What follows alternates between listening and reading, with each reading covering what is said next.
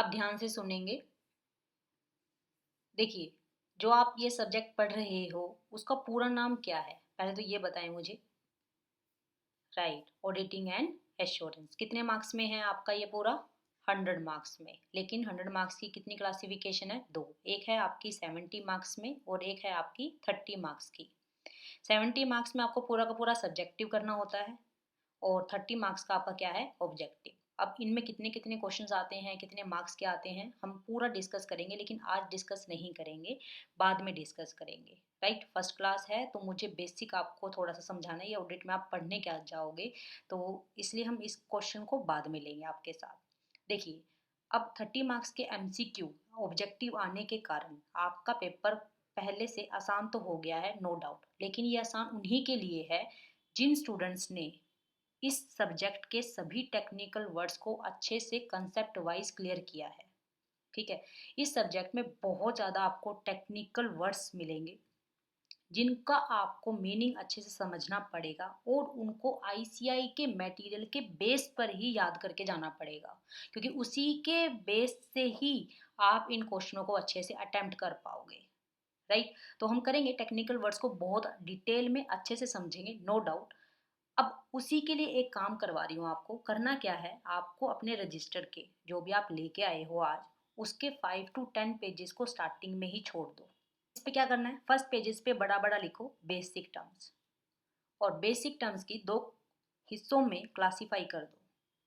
अपने पूरे पेज को दो हिस्सों में आप बांट दोगे। पहला हिस्सा बनाएंगे आप एक जनरल मीनिंग का और दूसरा हिस्सा बनाएंगे आप टेक्निकल मीनिंग का।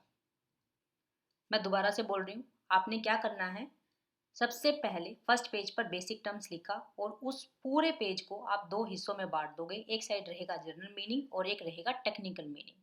हालांकि मैंने अपनी नोटिंग में दिया है, लेकिन आपको ये बाइफ्रिकेशन मेरे साथ साथ करनी है, मस्ट है। क्यों? उसके दो रीजन है। पहला, आप जब लिखेंगे तो उस टाइम पर आपकी जो कंसेप्ट की क्लैरिटी है वो स्ट्रोंग हो जाएगी। दूसरा, जब आप बार बार अपनी राइटिंग को पढ़ोगे तो वो और अच्छा आपके माइंड में छप जाएगा, जिसके कारण ये टेक्निकल मीनिंग आपके माइंड में अच्छे से क्लियर हो जाएंगे। हम करेंगे क्या, पहले मैं जनरल मीनिंग आपको डिक्टेट करवाऊंगी और जो टेक्निकल मीनिंग हमने अपने नोटिंग में दिया है उसका पेज नंबर यहाँ रेफर कर देंगे, और थोड़ा यदि समरी के रूप में उसको लिखना होगा तो वो भी मैं आपको साथ में लिखवा दूंगी। ठीक है, ये तो हमारा पैटर्न रहेगा एक तरह से। अब चलते हैं सब्जेक्ट के नाम पर। देखो, दो कीवर्ड हैं, ऑडिटिंग एंड एश्योरेंस।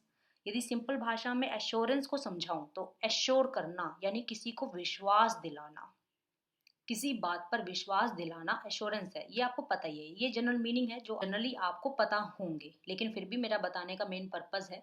अब इसका टेक्निकल वर्ड में मीनिंग में क्या है वो हम डिस्कस करेंगे। अभी जैसे जैसे चला रही हूँ वैसे चलते जाओ। ऑडिटिंग, पहली बात तो अपने माइंड से एक वर्ड हटा दो, ऑडिट और ऑडिटिंग में डिफरेंस नहीं है।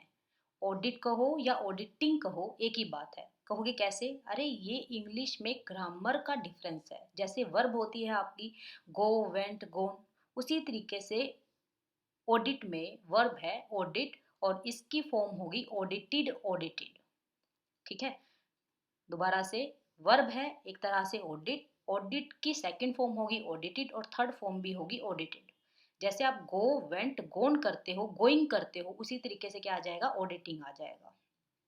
एक बात तो समझ में आ गई। तो यानी कि हम आगे ऑडिट बोलें या ऑडिटिंग बोलें तो इससे आपको कंफ्यूजन नहीं होना है। कभी आप ऑडिटिंग बोल रहे हो, कभी आप ऑडिट बोल रहे हो, तो मैंने पहले ही आपको क्लियर कर दिया है। अब जनरल मीनिंग पे आ जाते हैं, ऑडिट का मीनिंग क्या है। अब यहाँ से ध्यान से आप बहुत अच्छे से सुनोगे, ऑडिट का जनरल मीनिंग होता क्या है। आप कह सकते हो चेकिंग करना। चेकिंग वर्ड तो आपने अपनी लाइफ में सुना ही है, या और सिंपल करें तो एग्जामिनेशन। एग्जामिनेशन को कहाँ सुना है? होल एग्जामिनेशन, होल सुना है, एग्जाम से सुना है। एक है आपका वेरिफिकेशन, और क्या बोल सकते हो? इवेल्युएट करना, इवेल्युएशन करते हैं। एक सिंपल मैं बोल देती हूँ, एनालिसिस करना। ये होते हैं आपके जनरल मीनिंग ऑडिट के या ऑडिटिंग के, जिसको आपने कहीं ना कहीं कभी ना कभी सुना है। अब इनको डिटेल में मुझे समझाना है आपको। देखिए, ऐसा बिल्कुल नहीं है कि चेकिंग, एग्जामिनेशन, वेरिफिकेशन ये सब चीज़ें सिर्फ और सिर्फ सी ही करता है। अदर कोर्सेज में अलग अलग फील्ड के अंदर ये सब चीज़ें की जाती हैं, लेकिन उनके नाम थोड़े अलग होते हैं, वहाँ हम उनको ऑडिट नहीं कहते हैं। एग्जाम्पल के तौर पर देखो, जब आप डॉक्टर के पास जाते हो तो वो आपका हेल्थ का क्या करता है, चेकअप करता है। अब चेकअप करने के बाद उसने जो नॉलेज ली है, उसने जो डिग्री ली है, उसके बेस पर वो आपको मेडिसिन प्रेफर करता है, लिख के देता है ना। और यदि कोई ज़्यादा सर्कमस्टांसिस है, कोई बड़ा केस है, तो वहाँ पर वो रिपोर्ट भी तैयार करता है। राइट, ये उसका काम है। इसी तरीके से एक एग्जामिनर को देखो, एग्जामिनर जब आपके एग्जाम की कॉपी को चेक करता है, चेक करने के बाद सबसे पहले क्या किया, उसने चेक किया। उसके बाद उसने क्या किया, वेरीफाई किया। वेरीफाई मीन्स ठीक है सब या नहीं है, राइट। एंड देन फिर आपको वो मार्क्स अलॉट कर देते हैं। और आप अपने लाइफ के स्कूल के दिनों को याद करो, वहां पर भी आपको रिपोर्ट कार्ड मिलती थी, राइट। ये काम किसका हुआ, एक सिंपल से टीचर का कह लो या आपके एग्जाम का पैटर्न कह लो, राइट। तो इसमें चेकिंग आया, एग्जामिनेशन आया, वेरिफिकेशन आया, इवेलुएट मूल्यांकन करना आया, राइट। ओके, अब सीए में क्या है, सीए में हम सिंपल भाषा में समझा रही हूँ। सबसे पहले आप एक कीवर्ड है, that is financial statement. Financial statement का डॉक्टर माना जाता है एक सीए को। फाइनेंशियल स्टेटमेंट का क्या माना जाता है, एक डॉक्टर माना जाता है। जैसे डॉक्टर एक हेल्थ का चेकअप करता है, रिपोर्ट तैयार करता है, उसी तरीके से सीए को फाइनेंशियल स्टेटमेंट का डॉक्टर कहा जाता है। अब वो फाइनेंशियल स्टेटमेंट को चेक करता है, बनाना काम है या नहीं है सीए का, वो हम आगे लेक्चर्स में देखेंगे। अभी हम कह रहे हैं कि सीए का काम है मेनली कि फाइनेंशियल स्टेटमेंट को वो क्या करेगा, चेक करेगा। अब चेक करने के बाद देन उनको क्या करेगा, उसकी ऑथेंटिसिटी उसको देखेगा, वेरीफाई करेगा क्या वो सब सही है या नहीं है, राइट। और उसके बाद अपनी रिपोर्ट तैयार कर देगा कि मुझे इसमें ये कमी लगी है या नहीं लगी है। सिंपल, पहले चेकिंग करेगा, फिर वेरीफाई करेगा, एंड देन फिर क्या कर देगा, रिपोर्ट सेट कर देगा। इन्हीं सबको यदि मैं जोड़ दूं तो वो क्या कहलाती है, ऑडिट कहलाती है। जनरल मीनिंग क्लियर हो गया, अच्छे से समझ में आ गया। अब समझो कि ये चेकिंग और वेरिफिकेशन का हमारे ऑडिट में इन डेप्थ में मीनिंग क्या है, राइट। चेकिंग का मीनिंग है अर्थमेटिक एक्यूरेसी से, दैट मीन्स कैलकुलेशन से रिलेटेड। जब भी आप कोई काम करते हो तो आप कहेंगे ऑडिट में कि आप चेकिंग कर रहे हो।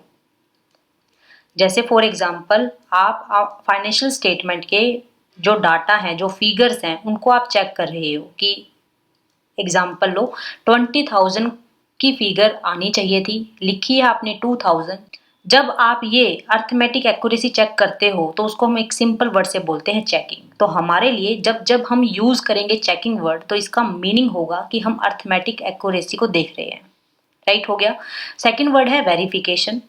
अब इसका मीनिंग क्या है कि वैलिडिटी या ऑथेंटिसिटी को चेक करना।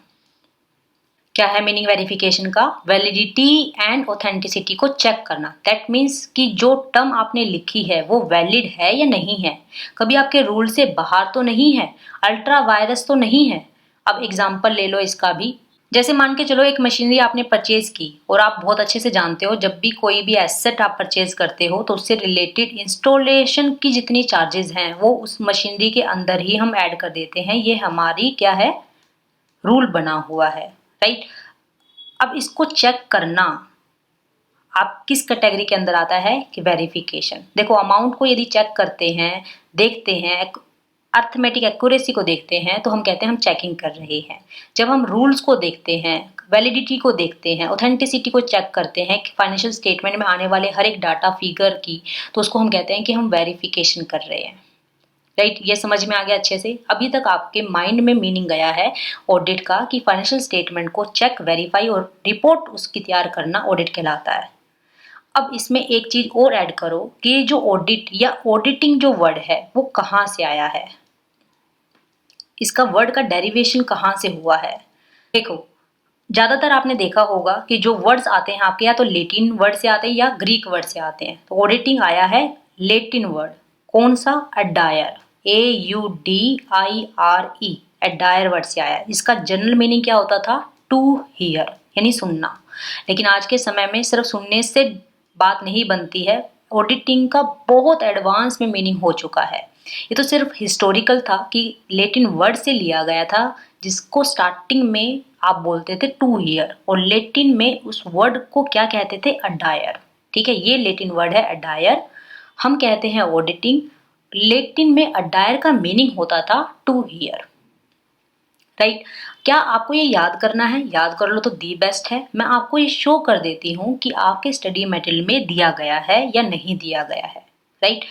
यदि आप देखें डायरेक्ट न्यू सिलेबस के स्टूडेंट्स को तो डेफिनेशन ही डायरेक्ट दी है, एन ऑडिट, इंडिपेंडेंट एग्जामिनेशन, ये सब करेंगे। कहाँ करेंगे? अब हमारी नोटिंग में ये कंसेप्ट नंबर 2 में आएगा, meaning and definition of auditing.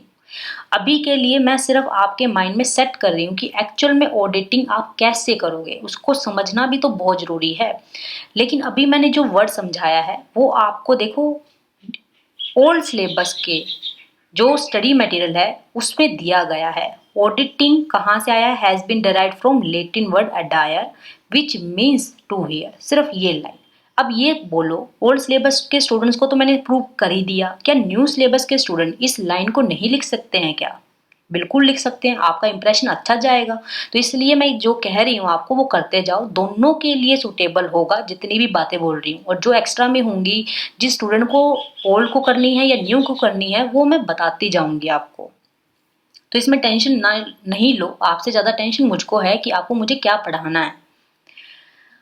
Word clear हुआ? समझ में आया? यहाँ तक मैंने आपको प्रूफ भी दे दिया कि हाँ आपकी वर्डिंग में दिया गया है, जनरल मीनिंग भी हो चुका है। अब चलते हैं ये फाइनेंशियल स्टेटमेंट का एक्चुअल में मीनिंग क्या है। यदि शॉर्ट नोट आ जाए तो आप एग्जाम में कैसे लिखोगे, जो एक्चुअल में मेरा कंसेप्ट नंबर 1 क्वेश्चन है, general purpose financial statement and users of financial statement. Users को पढ़ने से पहले आपको फाइनेंशियल स्टेटमेंट पढ़ना है एंड देन फिर हम यूजर्स करेंगे, ठीक है। अब इसको पढ़ने से पहले दो चीजें आपको समझ लो, एक है एएस अकाउंटिंग स्टैंडर्ड और एक है आपके एसए स्टैंडर्ड ऑन ऑडिटिंग, ठीक है।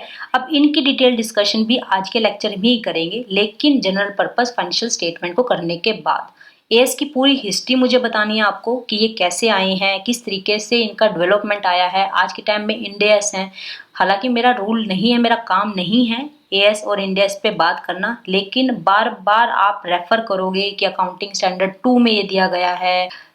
एक आएगा अकाउंटिंग स्टैंडर्ड 29, प्रोविजन कंटीजेंसी, बहुत सारे क्वेश्चंस आपको दिखते हैं। तो इनकी ये नंबरिंग कैसे हुई है ये सब हम लेक्चर में आज ही देखेंगे, ठीक है। ये मेरा काम नहीं है, लेकिन फिर भी मुझे आपको बहुत अच्छे से बेसिक स्ट्रॉन्ग करना है, इसलिए मुझे बताना पड़ेगा। इसी तरीके से ये ऐसे स्टैंडर्ड ऑन ऑडिटिंग आपके लिए बिल्कुल नए हैं, वो क्या है, कैसे फॉर्म हुए, कैसे आए, इनको भी हम डिस्कस करेंगे। क्योंकि अभी मैं जनरल पर्पस जो आपको पढ़ाऊंगी तो उसमें आपको ऐसे का रेफर मिलेगा, एक ऐसे 700 है। अब उसको समझ लेना, सिर्फ उसका नाम एक बार देख लेना अभी के लिए, लेकिन डिटेल में बाद में बताएंगे, ठीक है। क्योंकि कंसेप्ट एक बार चलता जाएगा, उसी तरीके से हम फॉर्म करते जाएंगे। तो चलो समझो जनरल पर्पस फाइनेंशियल स्टेटमेंट होता क्या है, या सिंपल में बोलो फाइनेंशियल स्टेटमेंट क्या है।